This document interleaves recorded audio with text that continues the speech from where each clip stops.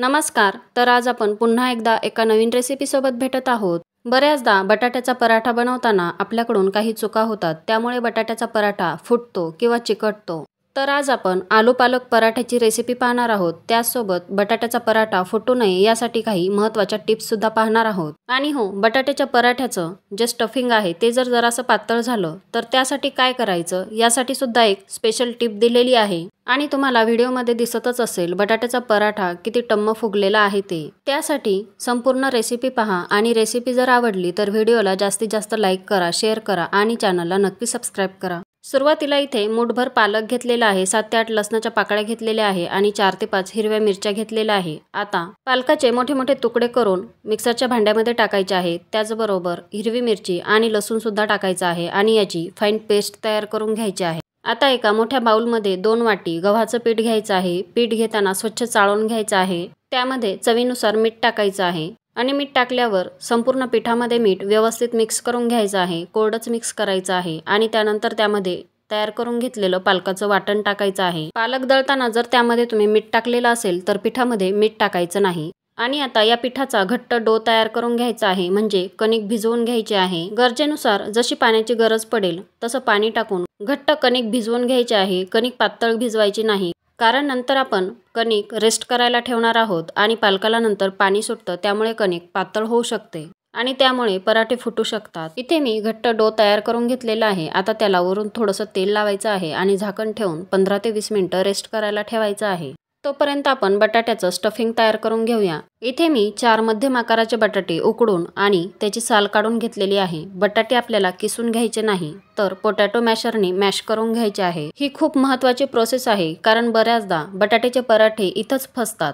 कारण स्टफिंग चुकलं की बटाट्याचे पराठे सुद्धा चुकतात. किसणीने किसल्यामुळे बटाट्याची एकदम फाईन पेस्ट तयार होते, त्यामुळे बटाट्याला पाणी सुटतं आणि पराठा चिकट होतो किंवा फुटतो. फोडणीसाठी कढईमध्ये 2 चमचे तेल गरम केलेले आहे. त्यामध्ये अर्धा चमचा मोहरी, अर्धा चमचा जिरं, 1 चमचा लाल तिखट पावडर, अर्धा चमचा हळद पावडर, अर्धा चमचा धने जिरे पावडर, चिमूटभर हिंग आणि पाव चमचा आमचूर पावडर टाकायचे आहे. त्याचबरोबर 1 चमचा आलं लसूणची पेस्ट टाकायची आहे. चवीनुसार मीठ टाकायचं आहे. बारीक चिरलेली कोथिंबीर टाकायची आहे भरपूर आणि मॅश केलेला बटाटा टाकायचा आहे. त्यानंतर बटाट्याची चटणी व्यवस्थित परतवून घ्यायची आहे आणि 10 ते 20 मिनिटं बटाट्याची चटणी पूर्णपणे थंड होऊ द्यायची आहे. थंड झाल्यावर बटाट्यामधलं संपूर्ण मॉइश्चर कमी होतं आणि बटाट्याची चटणी चिकट होत नाही. आता बटाट्याची चटणी तयार झालेली आहे. थंड होण्यासाठी ठेवूया. आता थंड झाल्यावर तुम्ही पाहू शकता अजिबात हाताला चिकटत नाही आणि घट्ट गोळा सुद्धा तयार होतोय, जसं की पुरण आहे तसंच. बटाटा उकडताना आणि मॅश करताना एक गोष्ट लक्षात ठेवायची,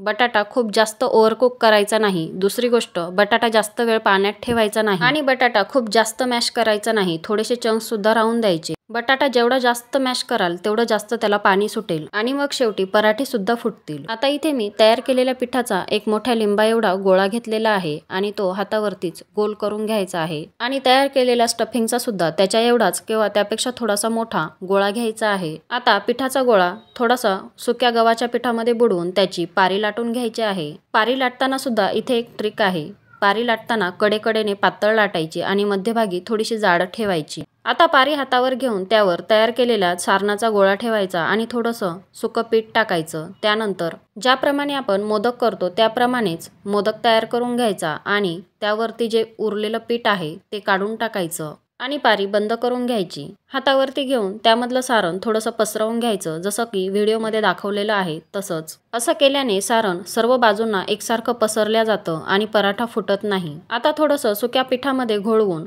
सर्व बाजूने पुन्हा एकदा सारण पसरवून घ्यायचं आणि कडेकडेने पराठा लाटायला सुरुवात करायची. पराठा लाटताना सुद्धा कडेनेच सुरुवात करायची आणि मध्यभागी लाटताना थोडंसं हलक्या हाताने लाटायचं. पराठा लाटताना सुद्धा आलटून पालटून दोन्ही बाजूने एकसारखं लाटायचं. एकाच बाजूने पराठा लाटायचा नाही. आलटून पालटून दोन्ही बाजूने लाटल्यामुळे आपल्याला अंदाज येतो पराठा कितपत पातळ झालेला आहे आणि पराठा फुटणार तर नाही ना याचा सुद्धा एक अंदाज येतो. आता तुम्ही पाहू शकता पराठ्यामध्ये सारण दिसायला लागलेलं आहे आणि पराठा एकदम पातळ लाटून झालेला आहे. तुम्ही पाहू शकता अगदी कुठेही फुटलेला नाही किंवा छिद्र सुद्धा पडलेली नाहीत. आता आपण पराठा भाजायला घेऊया. त्यासाठी तव्यावरती थोडंसं तूप लावून घेतलेलं आहे. इथे मी लोखंडी तवा वापरलेला आहे, त्यामुळे तूप लावून घेतलेला आहे, कारण लोखंडी तव्याला लवकरच चपाती किंवा पोळी चिकटली जाते. आता इथे मी 2 ते 3 मिनिटं एका साईडने पराठा भाजून दिलेला आहे आणि त्यानंतर उलथानाने पराठा पलटी करून घेतलेला आहे। दुसऱ्या साईडने सुद्धा अगदी 2 ते 3 मिनिटं व्यवस्थित पराठा भाजून द्यायचा आहे आणि त्यानंतरच पराठा पलटी करायचा आहे आणि दोन्हीही साईडने मस्त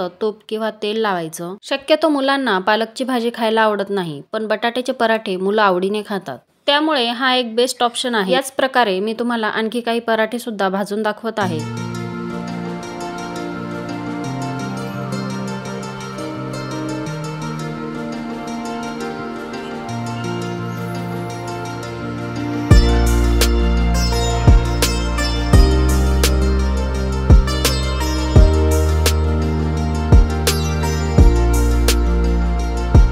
तुम्ही पाहू शकता पराठा कसा टम्म फुगलेला आहे। रेसिपी आवडली असेल तर जास्तीत जास्त लाईक करा, शेअर करा आणि चॅनलला नक्की सबस्क्राईब करा। बाय।